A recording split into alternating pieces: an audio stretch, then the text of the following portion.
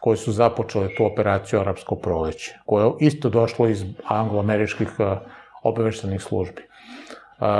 I znači, ne možeš ti bez ozbiljne logistike ili kontralogistike tome da kontriraš i onda je bolje u tome ne učestvovati. Jer moje pitanje je opet za ove koji su patriotski predeljeni, zašto daješ masu ovima?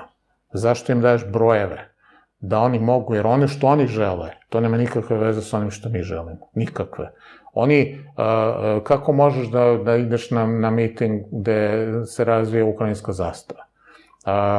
Evo, ima i LGBT, ima i zastava dugine boje. I ti stvarno misliš da ćeš ti tu da nametneš sebe, da će neki novi DOS sada biti uspešniji od onog starog DOS-a? Mislim, za mene je to naivno razmišljanje i ja se nadam da je ovo osipanje protesta, shvatanje onih koji imaju iskrene namere, da se s njima manipuliše i da jednostavno ne žele da učestvuju u toj manipulaciji. Ima razlog za proteste i tekako, ali ne ovakve koje vode ovakvi ljudi. Mislim da oni ne mogu da uživaju. Oni nikad ne bi mogli.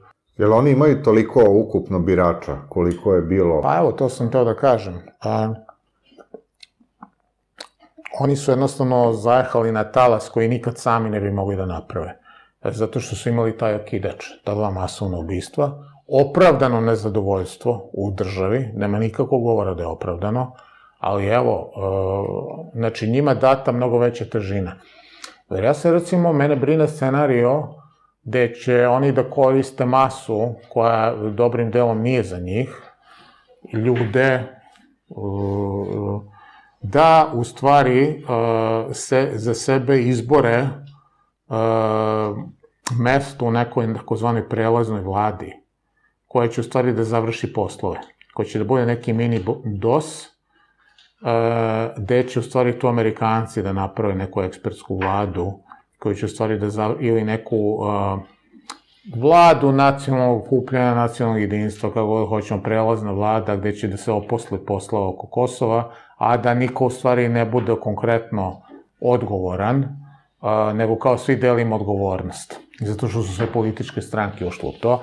Mene to strašno brine. I zato ja ne volim, neću između ostalog da učestvujem u davanju mase tome, zato što će sutra to da bude valorizovano za ciljeve koji uopšte nisu tvoji. Svakako nisu moji. Znači, ja bih volao da ljudi ne padnu u tu zamku.